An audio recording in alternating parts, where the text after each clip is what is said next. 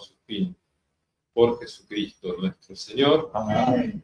Santa María, sede de la sabiduría, Ruega por nosotros. Santo Tomás de Aquino, Ruega por nosotros. San Alfonso María de Ligorio, Ruega por nosotros. en nombre del Padre, del Hijo y del Espíritu Santo. Bien aristotélica. Bueno, difícil. Bueno, muchas gracias por la invitación. Es un gusto de estar aquí compartiendo este espacio formativo. Bueno, el padre de Diego Pisapul es licenciado en teología por la UCA y es responsable de la formación, ¿verdad? de su congregación, de Cristo Rey en Roldán, y además tiene muchas otras actividades apostólicas. Bien, muchas gracias, Padre. Sí, estoy en la comunidad de Cristo Rey, el Instituto Cristo Rey fundado por el Padre José Luis Torres Pardo. Este año se cumplen 50 años de la fundación del Instituto también, así que un año jubilar para nosotros, además del jubileo universal de la Iglesia. Y tenemos mucho cariño a Santo Tomás, el fundador lo ha inculcado mucho de las constituciones y de la formación. Bueno, es un gusto poder participar de la sociedad tomista y aprender también, junto con otros sabios que la conforman. Para mí es un gusto también hoy compartir algo con ustedes. Me siento mucho más tranquilo de estar acá el Padre Ignacio, así de paso completa lo que vamos a tratar de desarrollar. Estamos viendo la segunda secunde, Santo Tomás, la fe.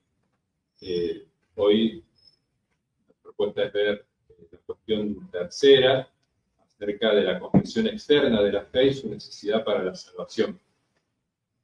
Un tema muy interesante para nuestra condición de todos, de cristianos, de que tenemos que dar testimonio y confesar la fe a través de la docencia, a través de la profesión, del ejercicio del ministerio nosotros, y todos en la vivencia de la vida cristiana.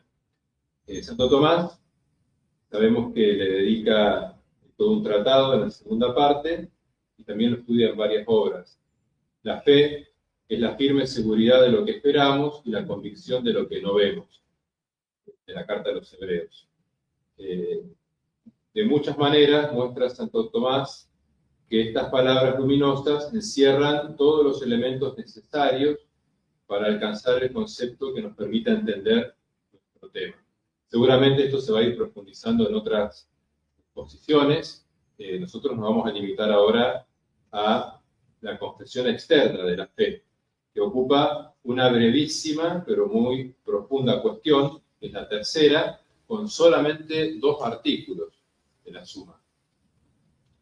El primero acerca de la naturaleza de la confesión de la fe y el segundo acerca de la necesidad de la misma para la salvación. En primer lugar, podemos destacar que en las exposiciones de Santo Tomás queda muy claro que la fe involucra a todo el hombre. El hombre se constituye por la unión sustancial de alma y cuerpo y no como forma accidental. Y la forma sustancial no solo es perfección del todo, sino de cada una de sus partes, tanto sensibles como volitivas e intelectivas. Es forma y acto no solo del todo, sino de cada una de sus partes, según su totalidad de perfección y de esencia, aunque no según su totalidad virtual. De tal manera que cuando el alma se separa del cuerpo, ninguna parte del cuerpo ejerce sus funciones propias. Esto lo vemos en la primera parte, en la cuestión 76, artículo 8. Dice Santo Tomás, continuando el texto de la Carta a los Hebreos, que si alguno quiere poner estas palabras en forma de definición, puede decir que la fe es el hábito de la mente por el que se tiene una incoación en nosotros de la vida eterna, haciendo asentir al entendimiento a cosas que no ve.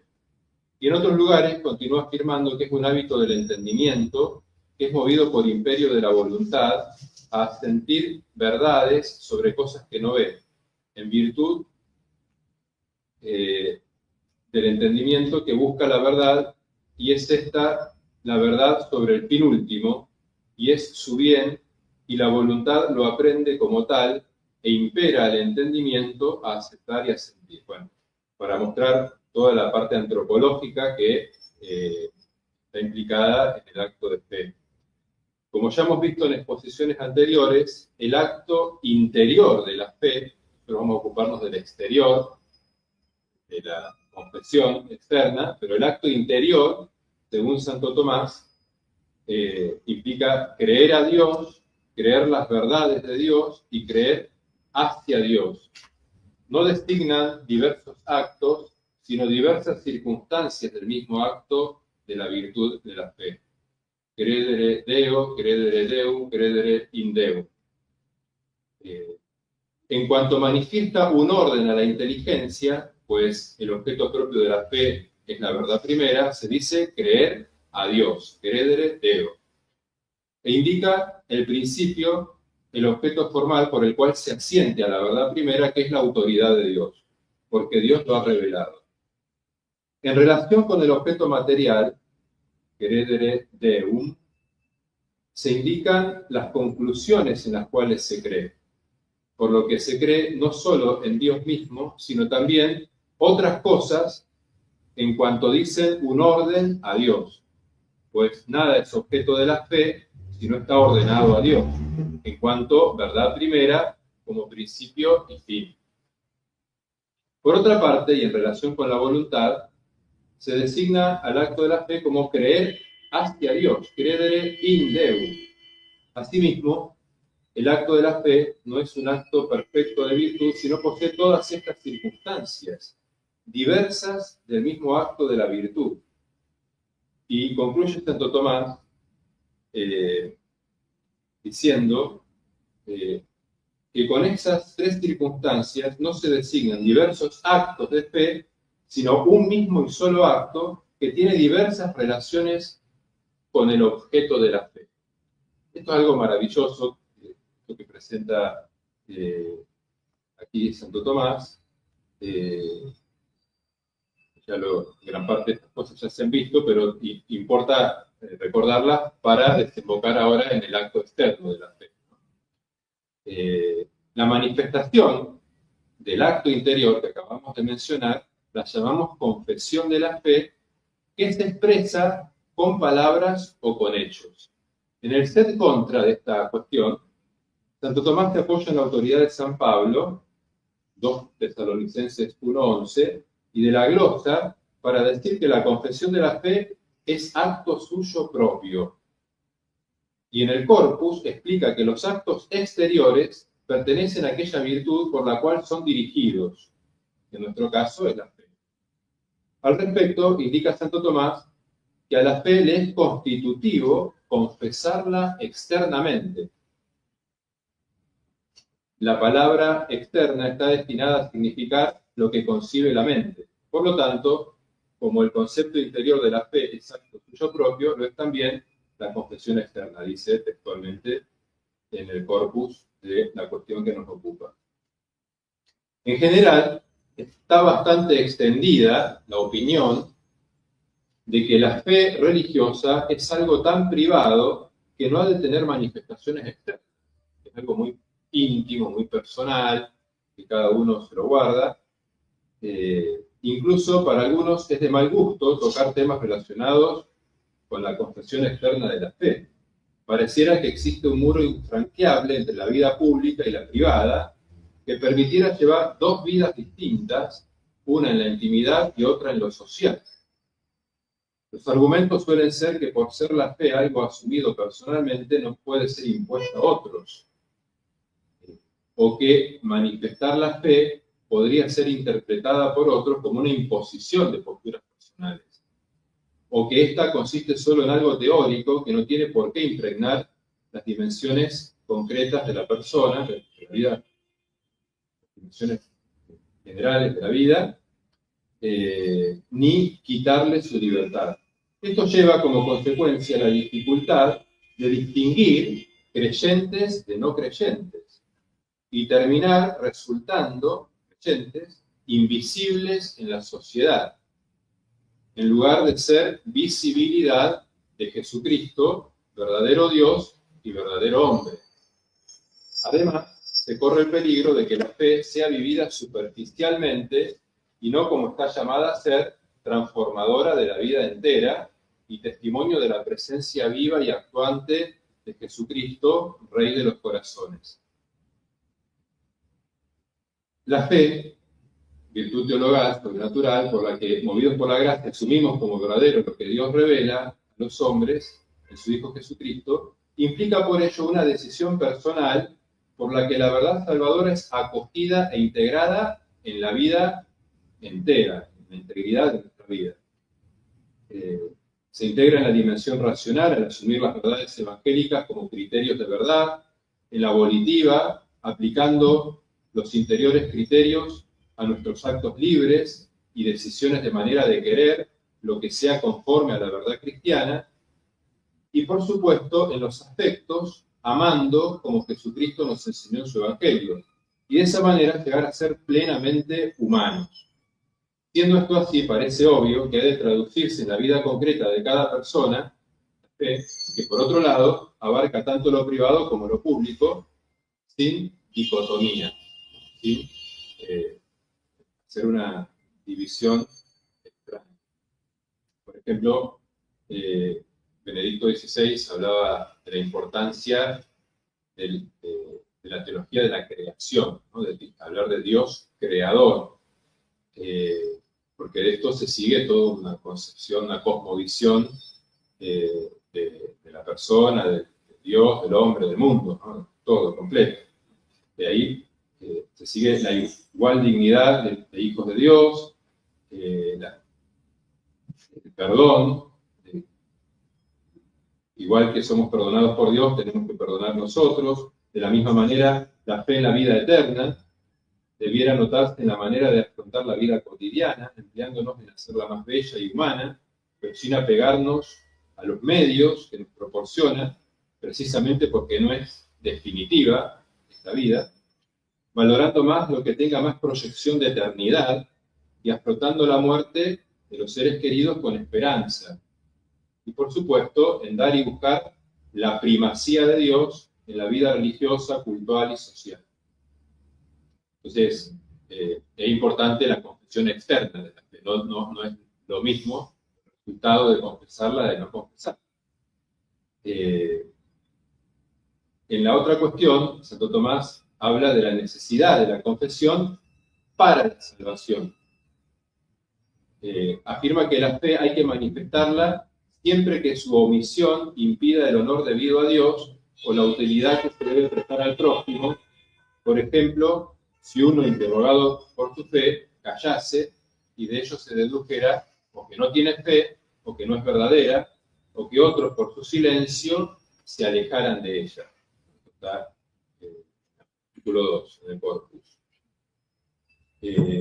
Esta verdad, entonces, de la necesidad para la salvación, y ahora después lo vamos a explicar los elementos que pone Santo Tomás en el mismo corpus, salvedades que hace de la necesidad para la salvación, pero antes de entrar en tema, ya constatamos que esta confesión externa de la fe se opone al liberalismo, al laicismo, al irenismo, al malentendido pluralismo religioso, entre otras corrientes de nuestro tiempo, ¿no? De cosas que son tan de moda en nuestros días. El fundador del instituto al que yo pertenezco, el padre Torres Pardo, hace ya muchísimos años, más de 50, publicó un tratadito que se llama Índice de los errores modernos más difundidos. Muy chiquitito, lo tengo acá. Fue publicado en el año 74, pero ya había escrito otras ediciones antes. Y es interesante las cosas que dice, por ejemplo, si uno tiene que ver el liberalismo, ¿no? Dice, por ejemplo, abuso e idolatría de la libertad concebida como emancipación e independencia absoluta del hombre respecto de la sociedad, del Estado, de la Iglesia y del mismo Dios. Existe un liberalismo económico, un liberalismo político y un liberalismo religioso. El llamado liberalismo católico es la forma más híbrida y funesta del liberalismo, ya que trata de conciliarlo con el catolicismo.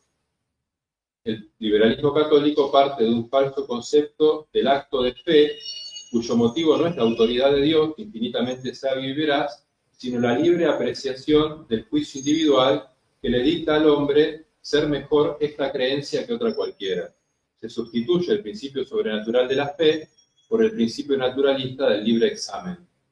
De ahí el respeto por cualquier ideología o afirmación, aún opuesta a la verdad revelada, y el rechazo total o parcial del magisterio de la Iglesia.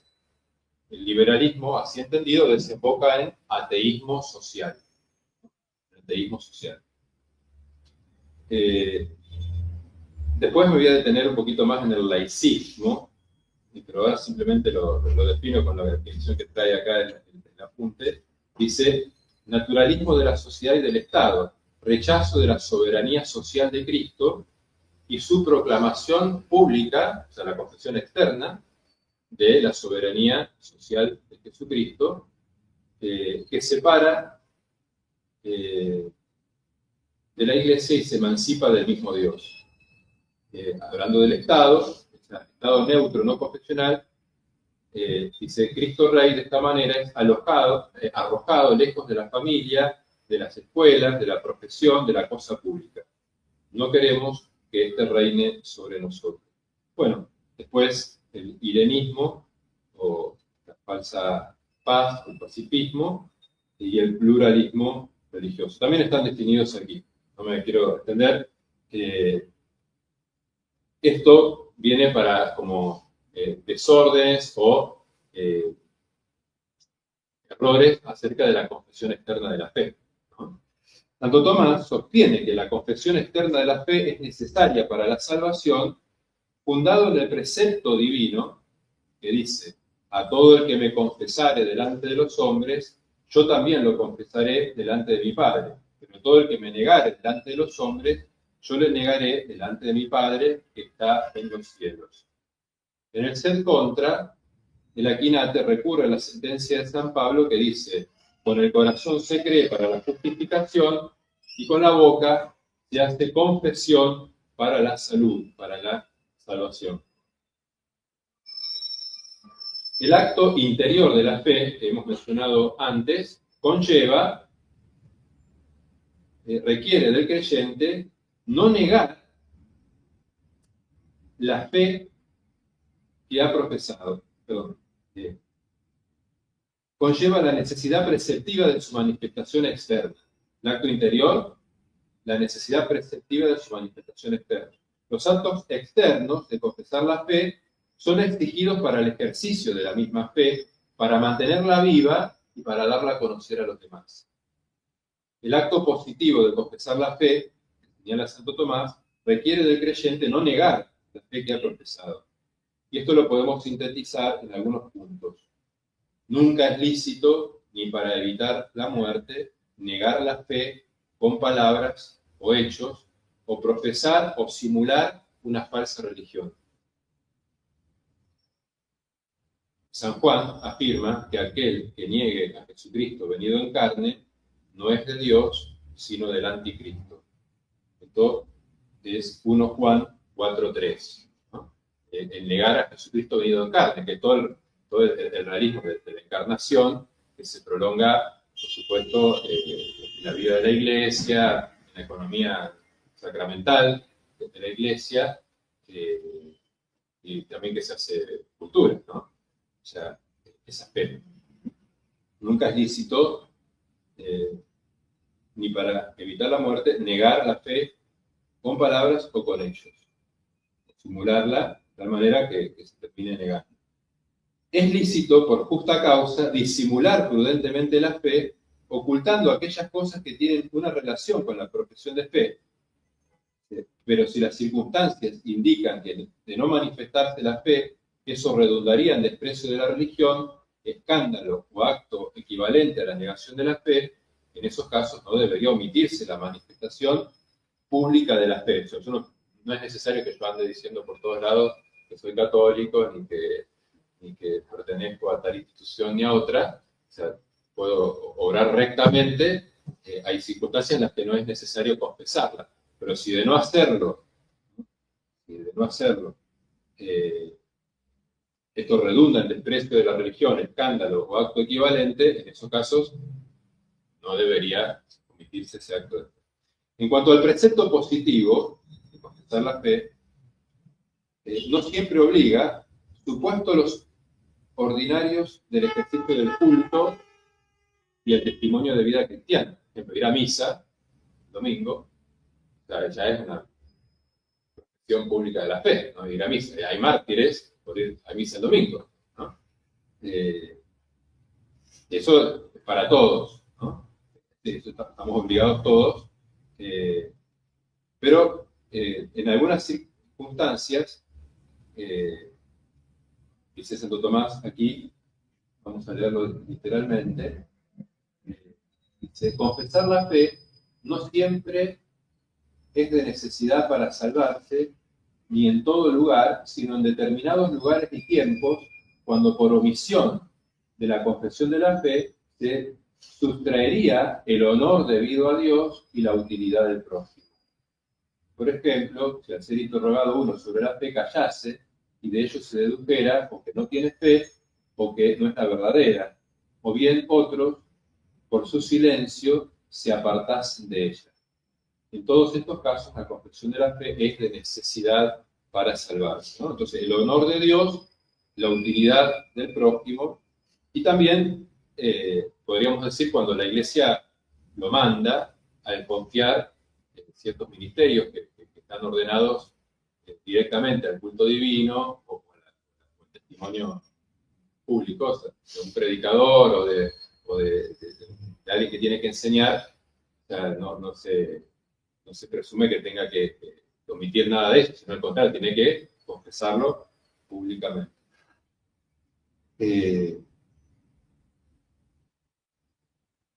Bien, la confesión de fe en la vida de la Iglesia no es un acto aislado. Somos miembros vivos de la Iglesia, vivimos en comunidad, esa fe cristiana y católica. La Iglesia, como cuerpo de Cristo, se nutre de las confesiones de fe de sus miembros y a su vez ofrece un espacio para que esa fe se fortalezca.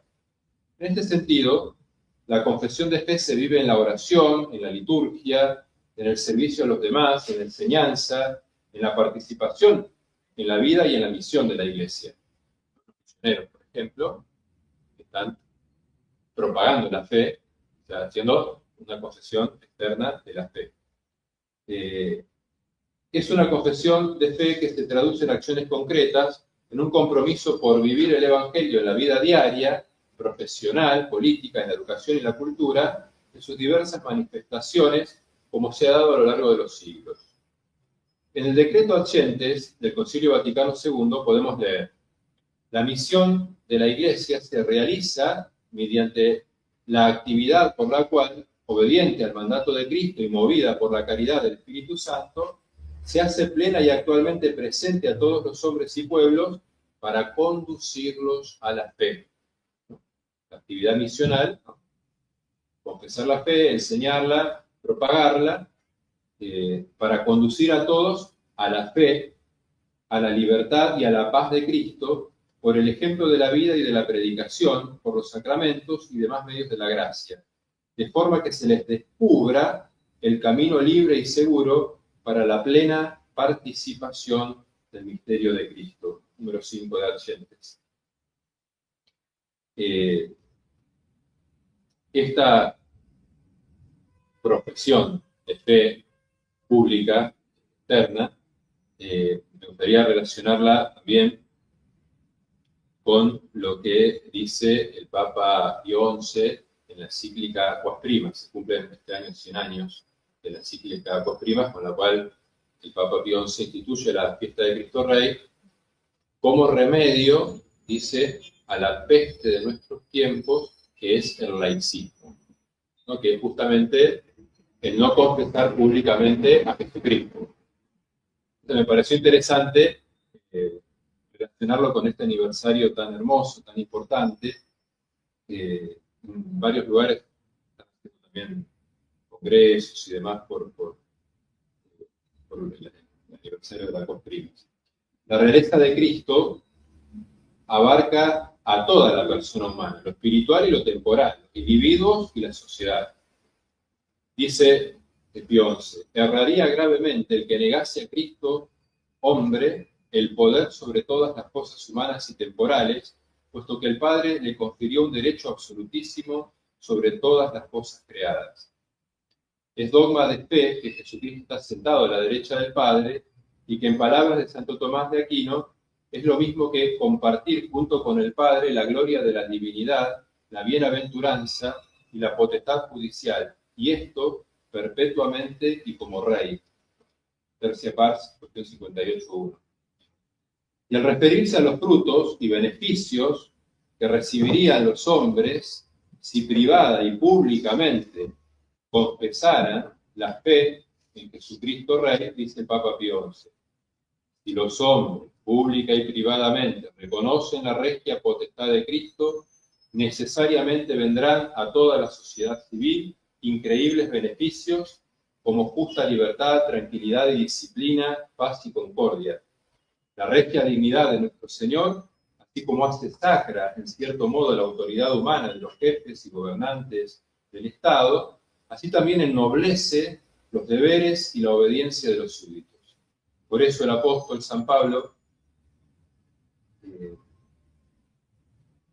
les advirtió que no se obedeciese a los gobernantes como a simples hombres, sino solo como a representantes de Cristo, porque es indigno de hombres redimidos por Cristo servir a otros hombres.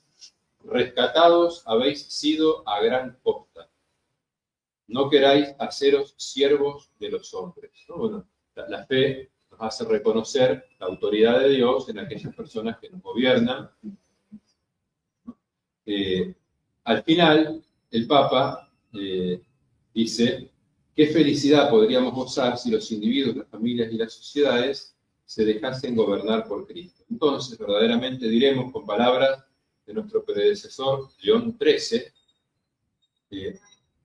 a los obispos de todo el orbe católico, entonces se podrán curar tantas heridas, todo derecho a recobrar su vigor antiguo, volverán los bienes de la paz, caerán de las manos las espadas y las armas, cuando todos acepten de buena voluntad el imperio de Cristo, cuando obedezcan, cuando toda lengua proclame que nuestro Señor Jesucristo está en la gloria del Padre.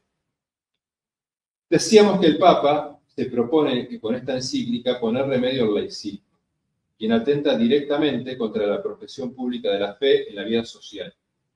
Escuchemos las encendidas palabras de Pío XI en Aguas Primas.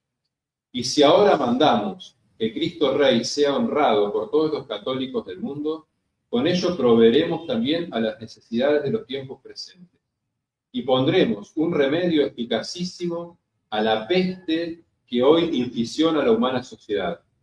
Juzgamos peste de nuestros tiempos al llamado laicismo con sus errores y abominables intentos. Y vosotros sabéis, venerables hermanos, que tal impiedad no maduró en un solo día. Notemos la descripción que hace 100 años atrás, porque tiene más actualidad ahora que en aquel momento, ¿no?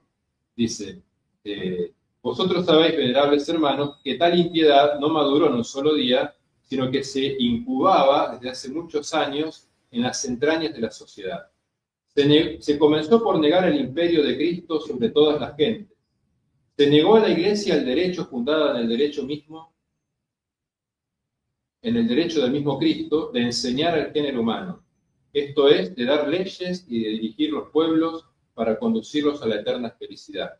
Después, poco a poco, la religión cristiana fue igualada con las demás religiones falsas y rebajada indecorosamente al nivel de estas. Se la sometió luego al poder civil y a la arbitraria permisión de los gobernantes y magistrados. Y se avanzó aún más. Hubo algunos de estos que se imaginaron sustituir la religión de Cristo con cierta religión natural, con ciertos sentimientos puramente humanos. No faltaron estados que creyeron poder pensar sin Dios y pusieron su religión en la impiedad y en el desprecio de Dios.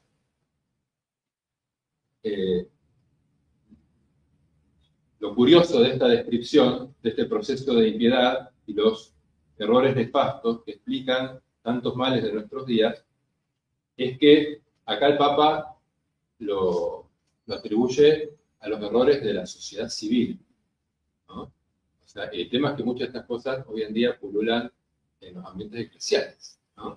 Estas mismas cosas que acá el Papa denuncia de la sociedad civil, hoy en día pululan estos ambientes, ¿no? Nos consuela constatar que el Espíritu Santo sigue suscitando hombres y mujeres que descubren la belleza y la fecundidad del misterio de la divina realeza, lo cual es siempre fuente de esperanza para la vida de la Iglesia y del mundo, ¿no? Donde se da a Jesús el lugar que le corresponde, hay un florecimiento, ¿sí? Hay fecundidad, si no se recogen frutos amargos, como decía Pío XI, ¿no? ¿Qué significa hoy la realeza social de Cristo? Por una parte, podemos afirmar que la realeza de Cristo cabe interpretarla, además de social, como política, pues debe impregnar también las instituciones políticas de cada país conforme al régimen que hayan elegido. Si bien Pío XI la concibió como un remedio para la situación del mundo en aquel entonces, año 1925, su valor y vigencia no puede ser puesta en dudas desde el momento que la humanidad ha ido agudizando su crisis y alejándose aún más de los frutos que traería la implementación de la realeza de Cristo en la sociedad. Por ello, es que mantiene su vigencia el propiciar y trabajar en la búsqueda de un Estado que respete el orden de la creación, cuyas leyes sean acordes a la ley natural y que facilite así la realización del bien común temporal y trascendente. Y ello necesariamente llevará consigo el respeto a la recta libertad religiosa de los ciudadanos, que fomente la vida virtuosa, con especial énfasis en la justicia como virtud social, y a la cual el propio Estado debe estar subordinado. Un Estado que esté abierto a la dimensión religiosa del hombre. Señala Pío XI que el deber de las naciones de adorar públicamente y obedecer a Jesucristo, deber que no solo obliga a los particulares, sino también a los magistrados y gobernantes. No se trata de buscar establecer un estado confesional en el cual se imponga profesar una determinada religión, y menos aún hacer uso de la fuerza para lograrlo, pero tampoco un estado laico secularizado en el cual no existe el respeto de la opción religiosa del ciudadano, tendiendo a la concepción de una sociedad que prescinde de Dios. Ni es tampoco el estado pluralista, donde con el argumento de respetar las diversas culturas, tradiciones, etc., se terminan poniendo en pie de igualdad todas las cosmovisiones del hombre por un supuesto respeto a las minorías.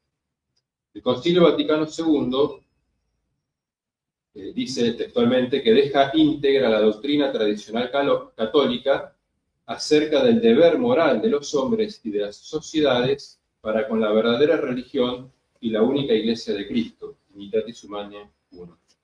La doctrina tradicional católica enseña que la Iglesia y el Estado son dos sociedades perfectas y autónomas, cada una según su naturaleza y fines, establecidos por el mismo Dios para el bien espiritual y material, respectivamente, tanto de los individuos como de las familias y pueblos. Por ser la Iglesia la única depositaria e intérprete legítima de toda ley de Dios, y por tanto del derecho natural, cuya observancia y aplicación corresponde directamente al poder civil, tiene ésta que escucharla y atender a su juicio moral a fin de poder dictar leyes y garantizar un ordenamiento moral justo. Tomarse en serio el bien integral de la persona humana es y será siempre una constante del magisterio de la Iglesia. Por ejemplo, en el mismo decreto Ad Gentes que antes mencionábamos, también leemos: la actividad misional tiene también una conexión íntima con la misma naturaleza humana y sus aspiraciones, porque manifestando a Cristo, la Iglesia descubre a los hombres la verdad genuina de su condición y de su vocación total, porque Cristo es el principio y el modelo de esta humanidad renovada, llena de amor fraterno, de sinceridad y de espíritu pacífico, a la que todos aspiran. Cristo y la Iglesia, que da testimonio de él por la predicación evangélica, trascienden toda particularidad de raza y de nación, y por tanto nadie y en ninguna parte puede ser tenido como extraño. Y con respecto a la tarea de purificación de las cosas que no condicen con la verdad plena del hombre, afirma el mismo concilio, el mismo texto, número 9, de las Gentes. Todo lo bueno que se haya sembrado en el corazón y en la mente de los hombres, en los propios ritos y en las culturas de los pueblos, no solamente no perece, sino que es purificado y elevado y consumado para gloria de Dios, confusión del demonio y felicidad del hombre. Síntesis, el hombre es solamente pleno y feliz en el reino de Cristo, la paz de Cristo en el reino de Cristo.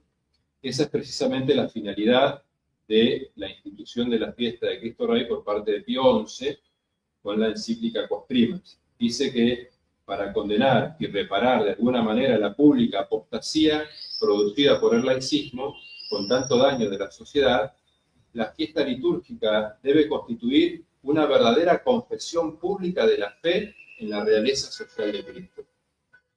En verdad, termino con esto, palabras de Pío XI, en verdad, cuanto más se oprime con indigno silencio el nombre suavísimo de nuestro Redentor en las reuniones internacionales y en los parlamentos, tanto más alto hay que gritarlo y con mayor publicidad hay que afirmar los derechos de su real dignidad y potestad.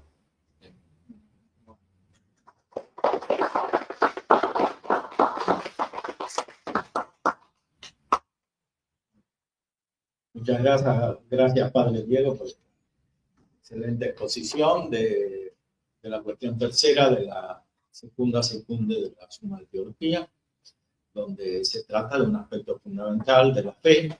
Hemos tratado anteriormente del acto interior.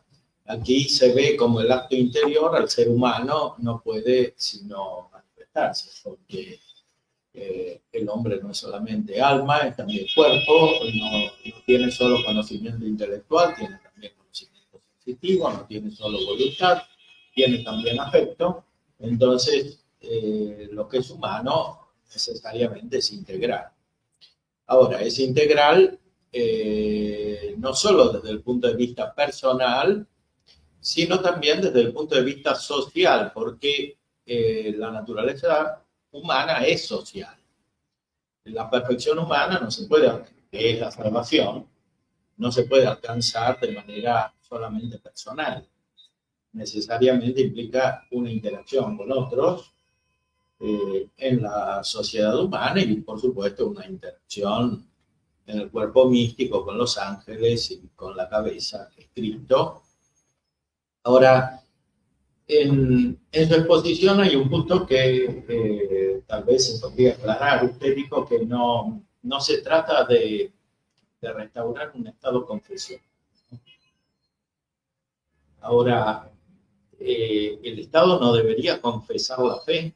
Por ejemplo, la Constitución argentina dice que la nación argentina sostiene el culto católico, apostólico, romano. Eso es una confesión de la fe. Aunque los laicistas tendieron a reducir esa interpretación. Si pudiera leer de vuelta esa frase, porque a mí también me llamó mucho la atención. Sí. Son dos renglones y los puedo leer de vuelta. No, me llamó mucho la atención, no la propia, pero estaba citando. Sí, en realidad... Estaba citando a alguien de poca nación. En realidad, capaz que no está así bien... Encima dice que no se puede ejercer violencia, lo cual es también falso. Se puede. Claro, por ahí... Se debe en muchos casos. Claro, a ver... acá. Sí. No, por supuesto que depende. No se puede prohibir todo. O sea, se puede prohibir la marcha. No, bueno. Sí, El concilio en Dignitatis Humanae dice claramente que se trata siempre de la justa libertad, que no se puede, o sea, ninguna manifestación externa de la religión puede violar el orden público, o sea, la justicia natural, no podría ir contra la justicia natural. Ni podría eventualmente provocar daño a la verdadera fe. Entonces, eso se podría, según las circunstancias, se podría controlar por parte de la autoridad pública, ¿no? Porque si viene aquí a una organización religiosa o alguna secta oriental, etcétera, y hace daño a la Iglesia Católica, evidentemente el Estado podría prohibir eso, ¿no? Ahora, pero volvamos a la frase que... La frase esa es muy complicada. Sí, no, pero ¿De quién es esa frase? no, yo capaz que me he inspirado en algún texto, pero está en el contexto del deber de las naciones de adorar públicamente y obedecer a Jesucristo, que le toca a todas las personas, incluidos magistrados, etc.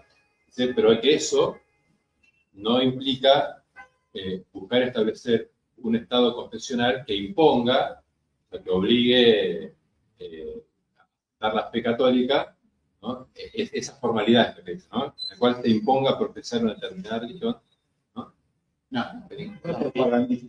Propaganda. Imponer no se puede nunca. Nadie propone eso. Nadie pretende eso. No, bueno. Es una crítica a algo que no existe. No, depende. Las bueno, normas internacionales aceptan a los estados confesionales. No es real que no pueda haber un estado que sea confesional. Puede serlo y es conforme al orden internacional. Hasta la propia ONU, organismos de la ONU lo han establecido eso. Si no, muchos estados musulmanes, etcétera, no podrían. Ahora, distinto es que va a imponer a la población que obligatoriamente, por un constreñimiento legal, tenga que profesar la fe. Eso no existió nunca en época de negocio. Pero ahora que no hay que ver si prudencialmente ahora es posible o no, o en qué medida. No, eso no. El sistema de la Constitución argentina a mí me parece muy bueno. Me parece excelente. Incluso para el Bueno, ahora, justamente, ahora en la Constitución de Santa Fe, de que donde decía viene que el era- padre, porque que decía que Santa Fe, no me acuerdo exactamente la frase, pero un obispo dijo que no es ni puede ser católica Santa Fe. Sí, pero gracias a Dios los laicos magistrados salieron. Claro. Defensa, te quedó el texto. Estaban. Pero se trató ahora en la convención. Está en la convención constituyente que se va a reunir en julio. Eso.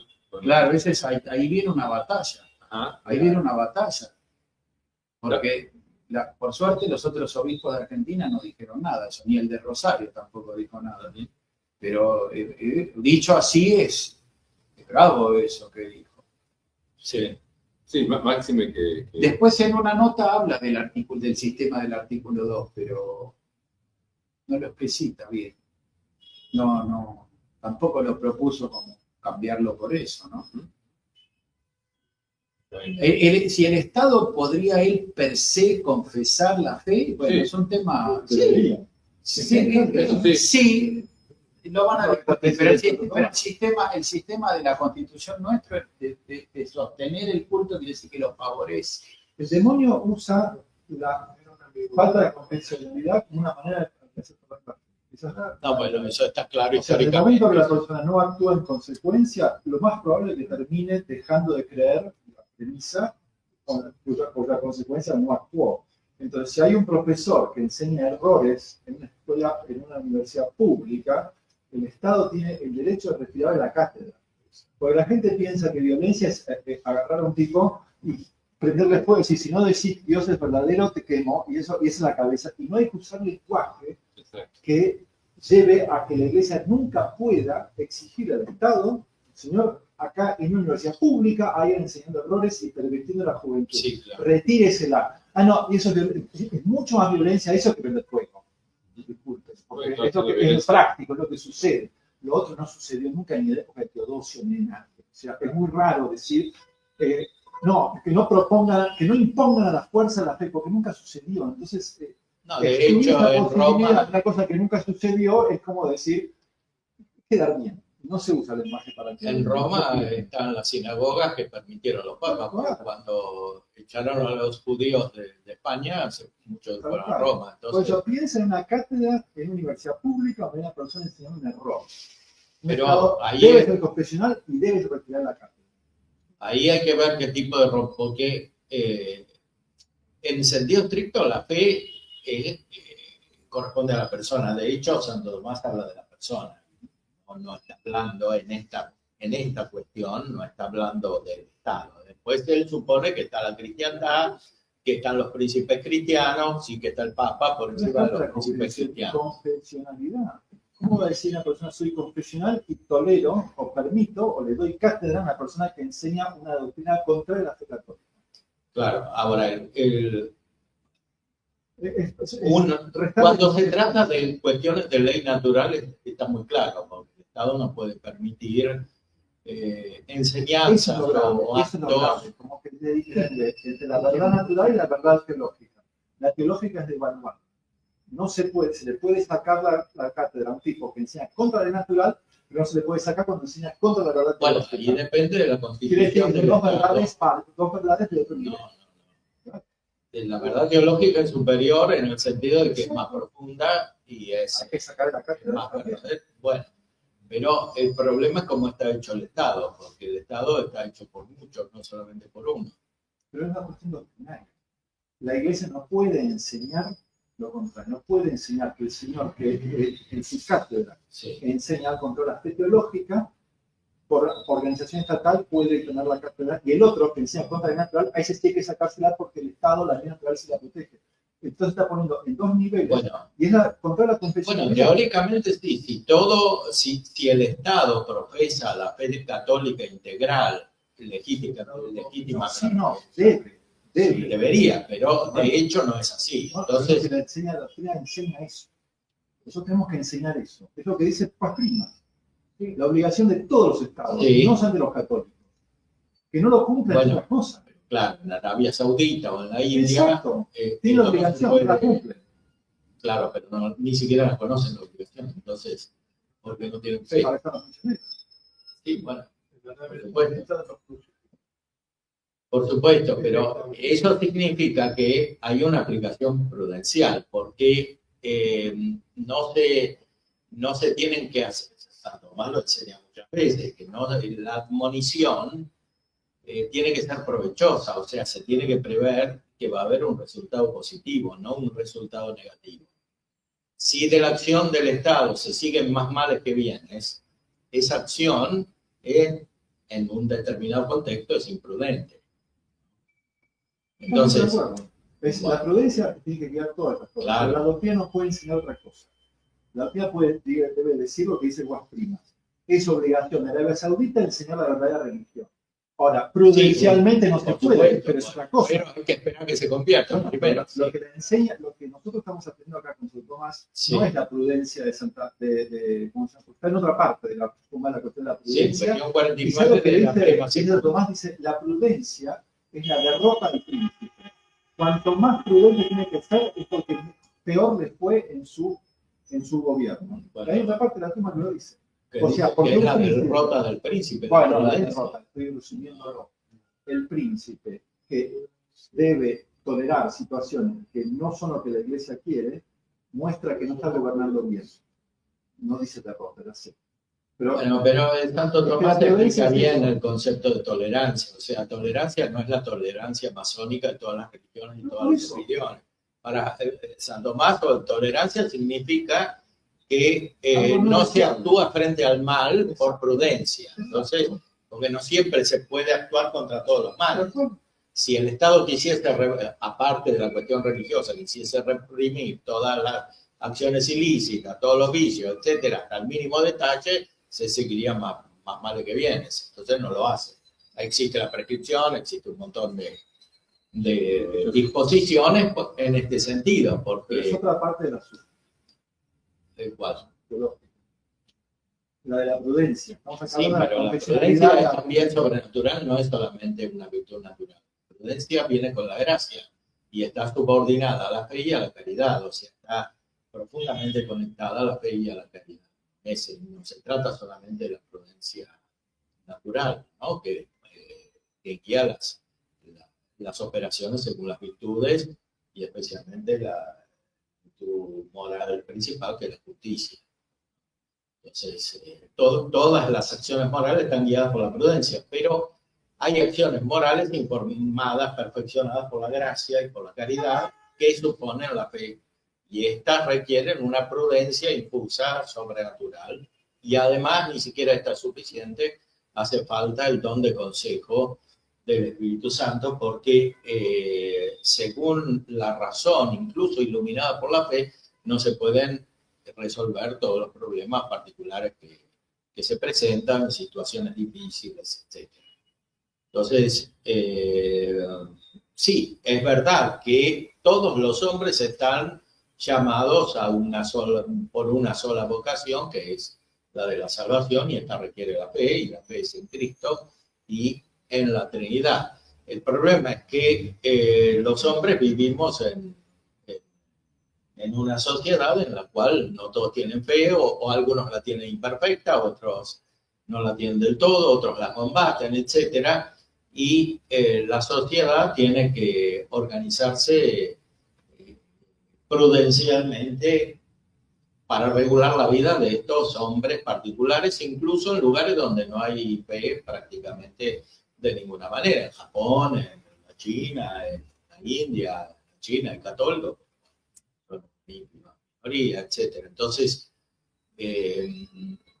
por eso la Iglesia siempre ha tratado, como es la Iglesia, es universal, está en todos los países del mundo, tiene que enseñar la verdad de una manera prudente que sirva para todos lados. Por eso, cuando habla de la libertad religiosa en sentido externo, porque explícitamente dice de que es una libertad respecto de la coacción, o sea que no se puede coaccionar para tener una determinada religión, ¿no?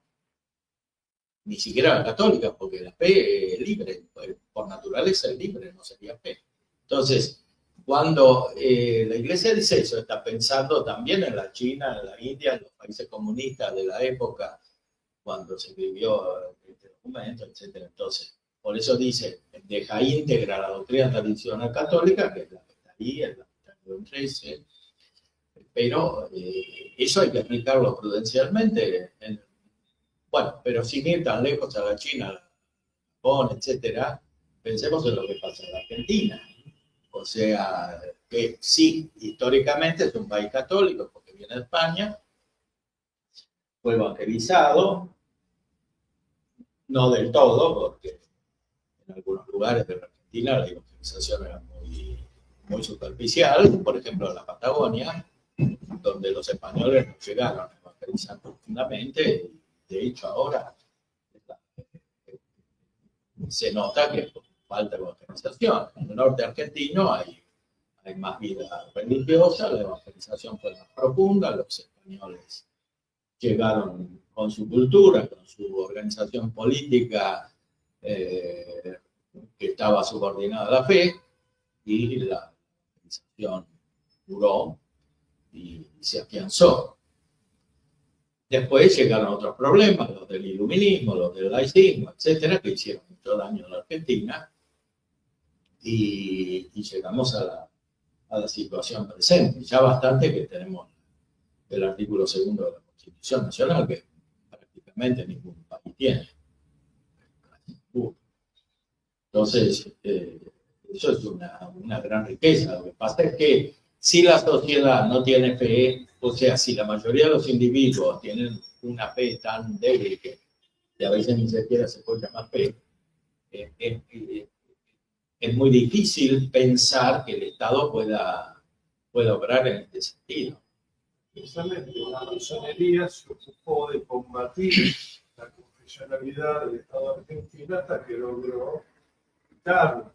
Cuando éramos un Estado confesional, se cumplía lo que dice el doctor. Un tipo que decía algo contra la fe, lo volaban. Los masones se ocuparon de ir echando a la iglesia de la vida pública, echando la fe, compartiendo. Sí, empezando por la educación, ¿no? Que fue la gran jugada que hicieron. y Pero en nosotros 1420. convencen a los católicos de que no tienen derecho a, teóricamente, por supuesto, con prudencia, teóricamente, a retirar de la Carta de los Institutos. En el momento que el católico pierde esa convicción de que no, yo no puedo hacer eso, porque eso es violencia, eso es imponer y qué sé yo, a partir de ese momento, ese católico, sus datos de la fe pasan a ser devaluados y pierde la fe. O sea, primero tiene que decir eso. Pasó en España, porque no es cuestión de que solamente la libertad religiosa del problema no fue de la época del comunismo, sino que nada que ver. En España, cuando España era musulmana, había muchos católicos que iban al jeque y le decían, usted tiene obligación con Jesús. Y por supuesto moría mártir.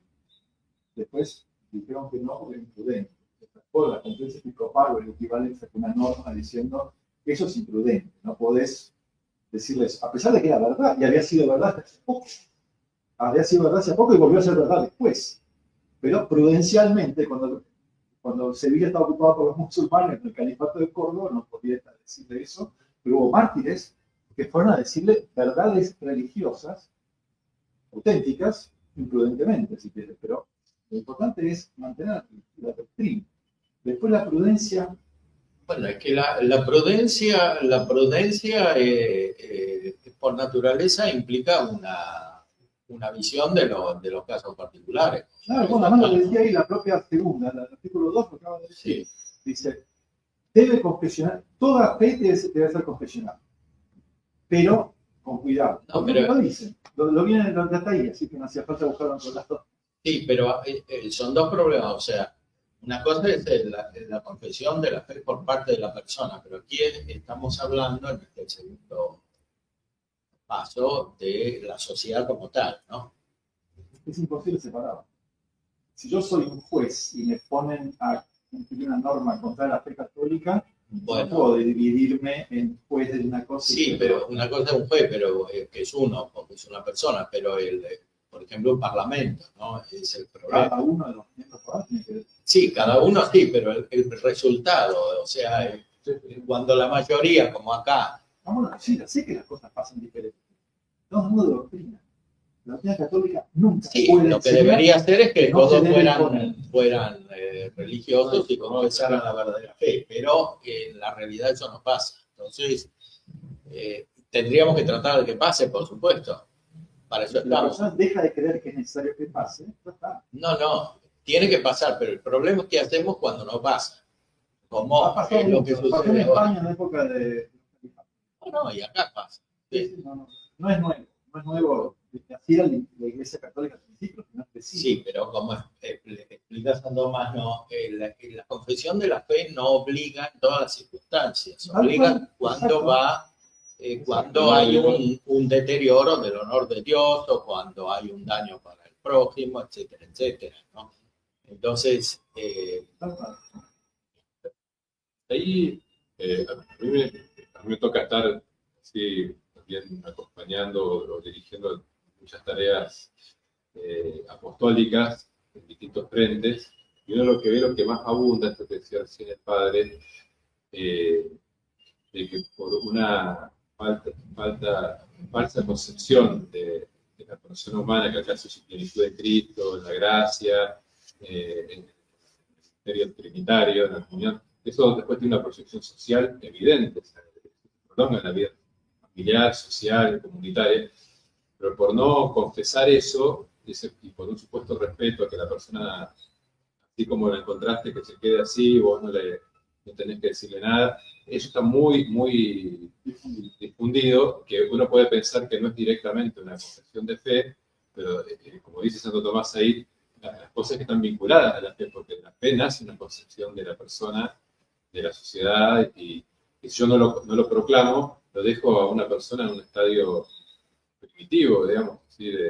Y eso no es ninguna caridad, digamos, no es verdadero amor, sería como una falta de amor a Jesucristo, de confesar, ¿no? Me imagino que eso tiene implicancias trascendentales, ¿no? En la vida misional o en la tarea educativa. Yo me tocaba ser capellán en algún colegio y hay verdades que dicen que no hay que decirlas porque ya ellos no chicos ya no lo tienen más incorporado, se van a burlar de los otros, entonces ya no se podrían enseñar más, sobre todo, ¿verdad?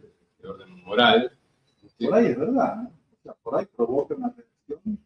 O sea, por eso, la cuestión de la prudencia es muy importante, pero hay que distinguir siempre la prudencia de la doctrina. La Iglesia Católica no puede enseñar otra cosa que es la única verdadera y que todos Estados deben predicarla, defenderla, practicarla, inclusive especialmente los que no lo están haciendo, o sea, Arabia Saudita. Esa es la doctrina católica.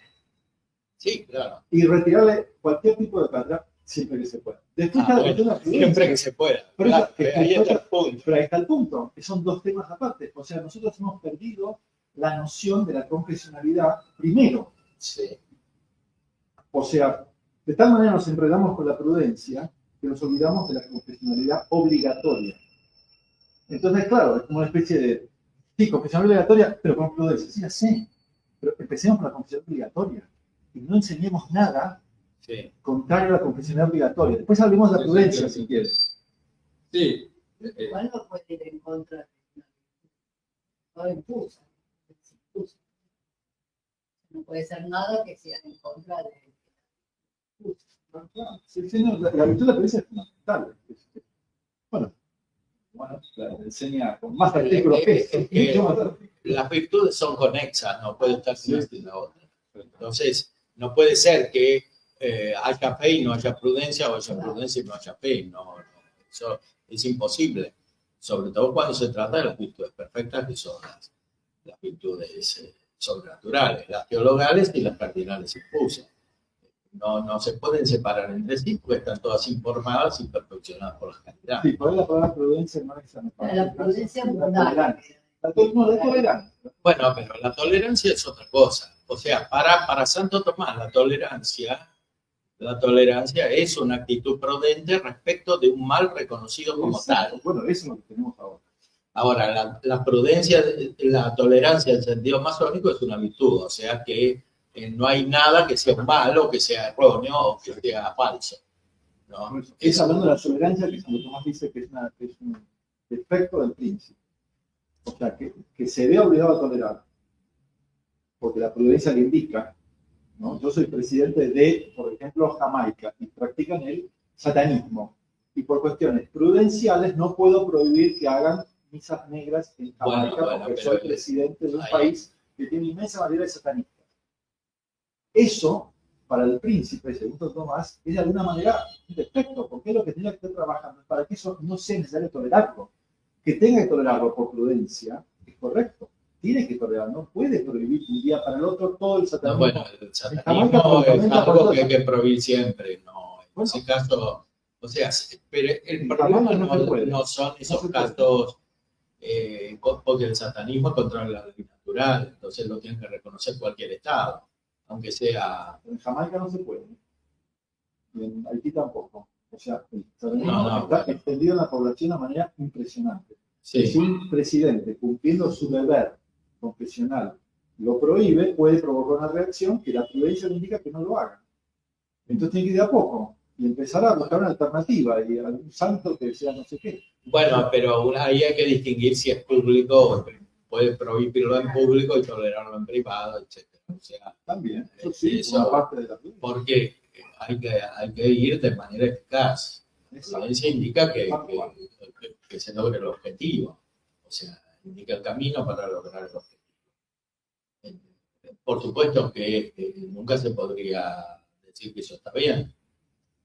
Y en un caso extremo, como ese, sí, se podría usar la violencia en el sentido de la acción de la policía, cosas por el estilo, ¿no?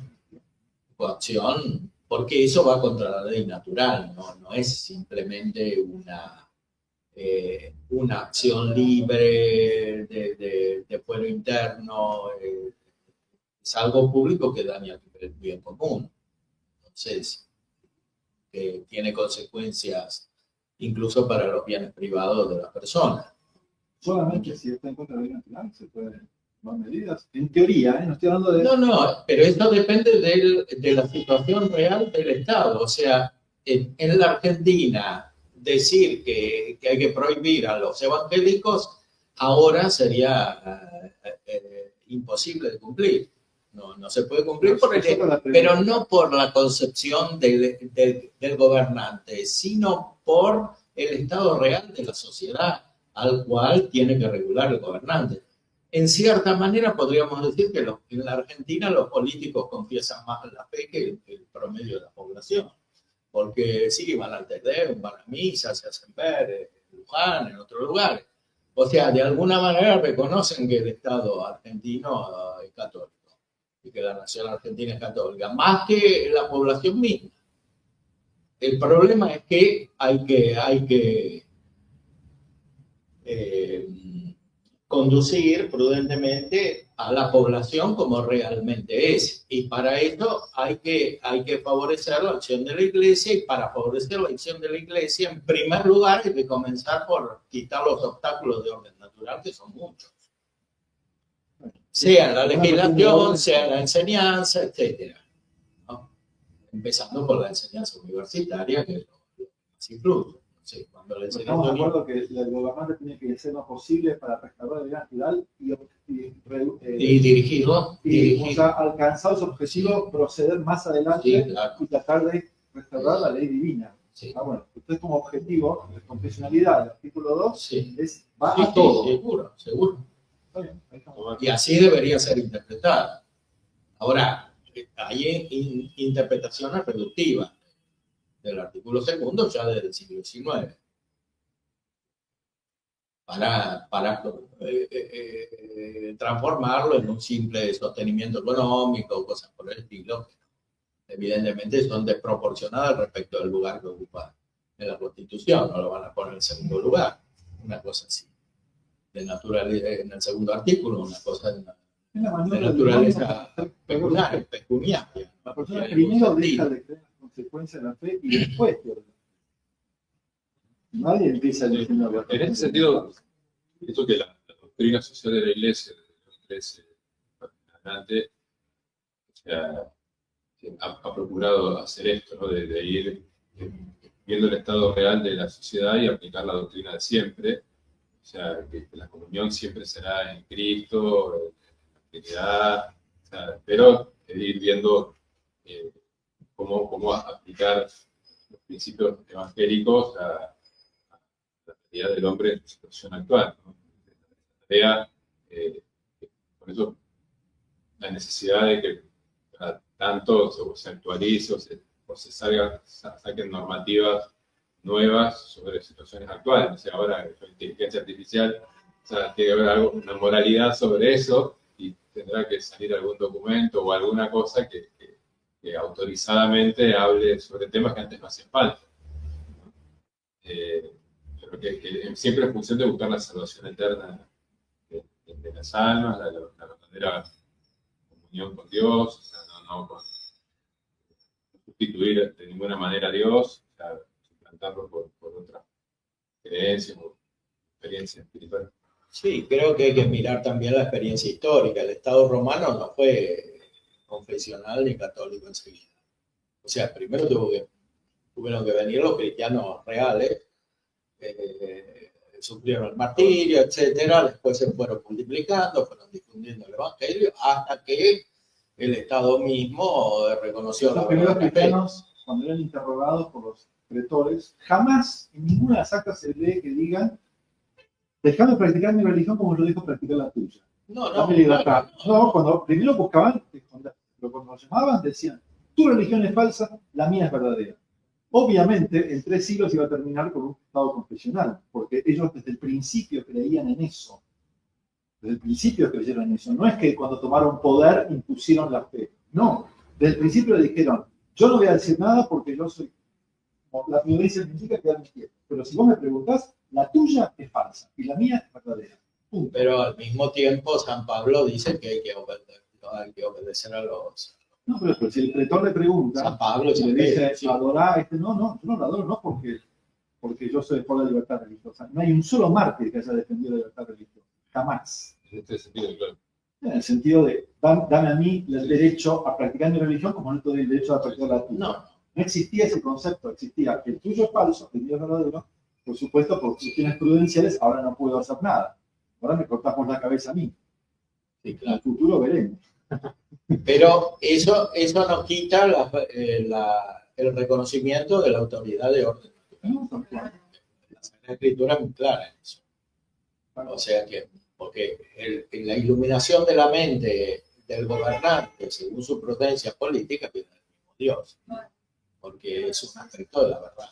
Entonces, eso sí, porque el mismo gobernante puede tener luz en un aspecto y oscuridad en otro. Exacto. Como normalmente sucede. Los mártires en eso lo explican perfectamente bien, servían en el ejército, hacían todo lo que el gobernante mandaba, excepto ponerle incienso a Dios. Y en eso no hay libertad. Hay una verdad. No, y también es verdad que un estado, en la medida en que se acerca a la perfección, puede ir prohibiendo los actos contrarios, públicos, como estos. Exacto. Públicos solamente. Públicos, los actos internos no se pueden prohibir. No, porque además es inhumano. Además es inhumano. No, es imposible. Por eso, además, por eso está perseguir una cosa que es imposible, es como que ya. Pero la graduación de qué es lo que puede prohibir el Estado o no depende de la. Cuando se trata del orden natural, es más fácil de reconocer porque la razón la tienen todos.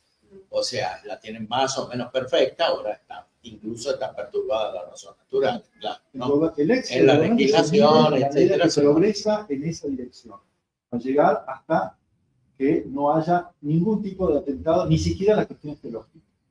Sí, claro. Eso empieza por la natural. Sí, pero también está dicho en la Sagrada Escritura que esa perfección no se logrará porque a medida que crezca el reino de Dios, crece también la justicia, el misterio de la iniquidad. Entonces, ahora, hay que tratar de evitar abstracciones, o sea, no podemos pensar en un estado perfecto, confesional, etcétera, cuando la misma condición de la vida cristiana de la Iglesia tiene tantas imperfecciones, no solo prácticas morales, sino también de fe, de concepción. Entonces, primero hay que empezar por adentro, después, poco a poco, en la medida en que la vida cristiana se haga perfecta, la traducción social será también más perfecta, porque habrá más evangelización, habrá más. Pero comenzar abstractamente por lo que tiene que hacer el Estado es inútil, porque si el Estado no corresponde a la realidad de una sociedad, estamos hablando de una idea, ¿no? De la realidad. Claro, se ve, por ejemplo, cuando esto se logra plasmar progresivamente en la tarea organizadora de la Iglesia, hoy en día se ve las minorías, pequeñas cristiandades que hay en muchos lugares. Bueno, uno ve, el padre acaba de venir de Brasil, y uno ve, por ejemplo, que parece que está todo perdido, pero hay núcleos de profesionales y de comunidades especiales y demás que van floreciendo, y ahí empieza a florecer Santo Tomás, empieza a florecer todo. O sea, pero bueno, y ya se puede ir ajustando muchas otras cosas que es casi imposible hacerlo, no sé, en una cátedra de una universidad pública, donde uno por la mitad lo linchan, digamos. Pero eso es esperanzador, ¿no? Porque son pequeñas sociedades que se van ajustando y se van. Pero siempre hay que tener esperanza. Yo, hablando de universidad pública, en este viaje estuve en Barcelona y di una conferencia en la universidad pública en Barcelona, en la Facultad de Filosofía, sobre la metafísica de Santo Tomás. Y había mucha gente y estaban todos muy interesados. Entonces, uno dice, bueno, España, Europa, España, y dentro de España encima Cataluña y Barcelona, ¿quién puede escuchar a Santo Tomás allá adentro? Y sin embargo, y apareció la Sociedad Tomista Argentina con la Universidad de Barcelona juntas, Bueno. organizando. Al mismo nivel. Entonces, en el cartel, ¿no? Y estaban ahí, y yo vestido de sacerdote, por supuesto, escuchando. Y hablaba de Santo Tomás. Ahora tenemos que conseguir una conferencia en cuándo. Es más difícil. Pero, o sea, pero hay que ir por acciones concretas, porque no se puede hacer una teoría y después estar todo el tiempo lamentándose porque la realidad no coincide con la teoría, porque primero hay que cambiar la realidad, que esa es la tarea de la evangelización. Ahora, cambiar la realidad con una visión amplia, o sea, no solamente pensando la fe como una cuestión individual, sino como una cuestión social, porque eso pertenece a la caridad. La mayoría de la gente necesita un apoyo, no puede subsistir sola. La mayoría necesita un ámbito social para mantener la fe. Necesita una comunidad, no es suficiente la familia, hace falta algo mucho más amplio. Dice el artículo de hoy. La personalidad es importante por eso. Es importante justamente por eso, porque Las acciones externas reflejan adentro, reflejan la interna.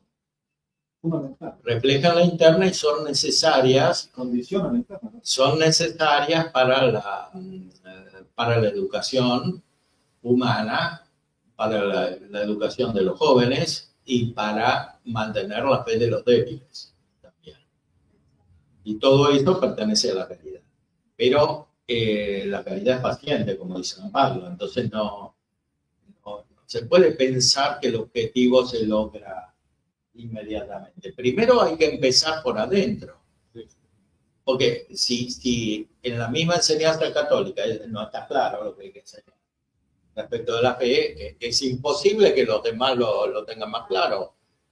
O que uno diga que todos tienen que tener esa fe si ni saben lo que es, porque nadie la muestra. Entonces hay que empezar por lo más inmediato, ¿no?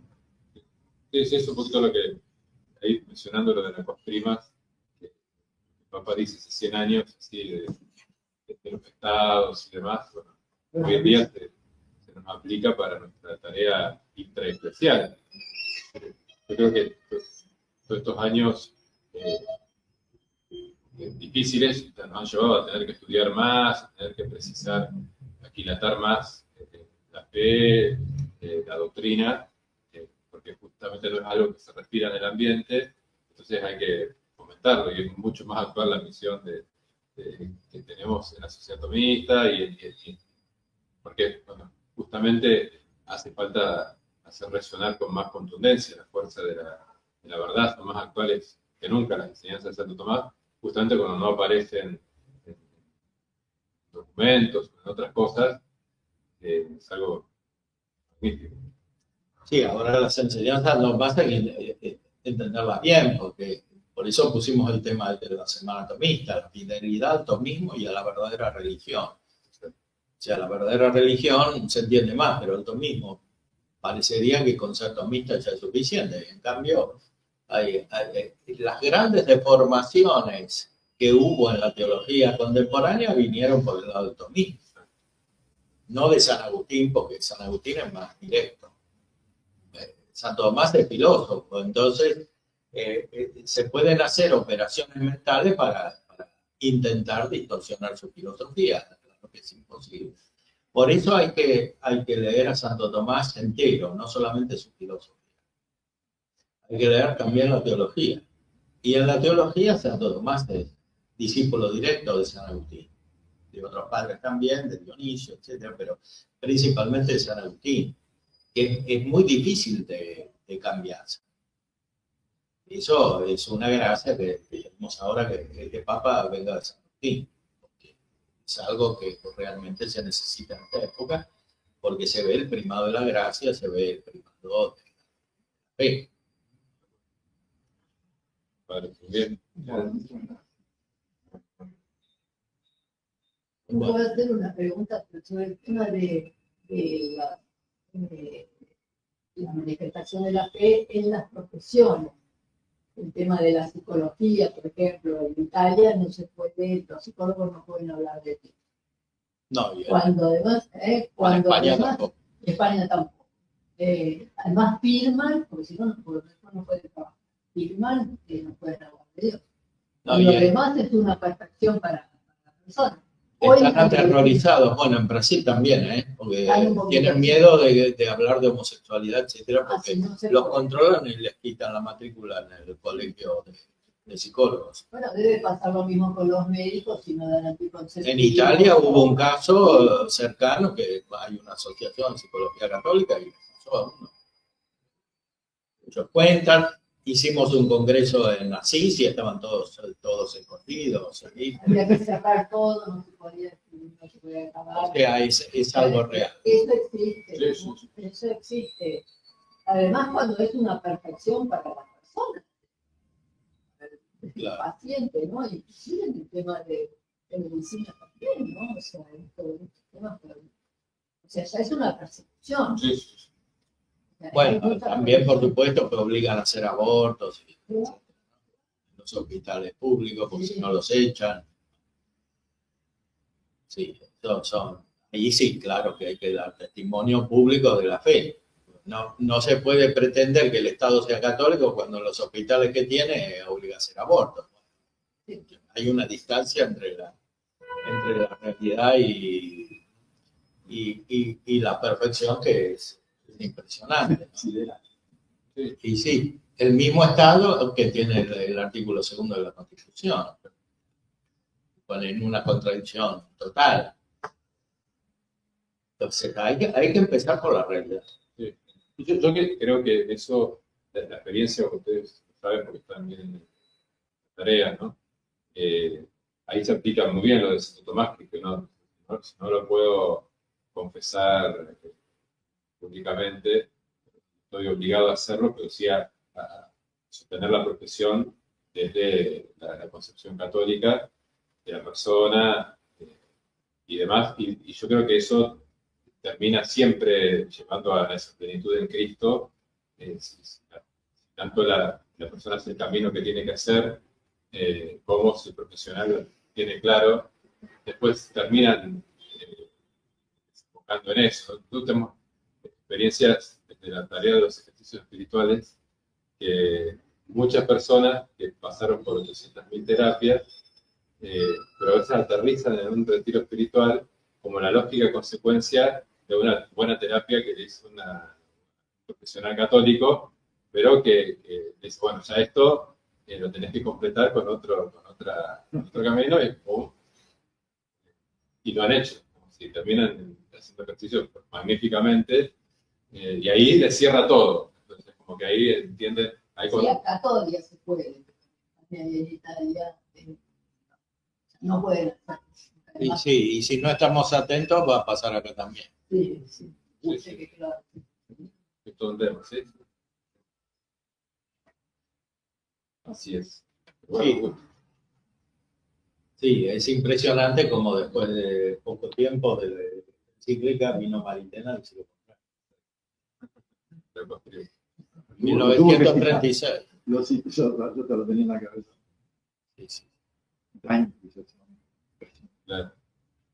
Bueno, no sé si corto o no corto. Sí. ¿Corto?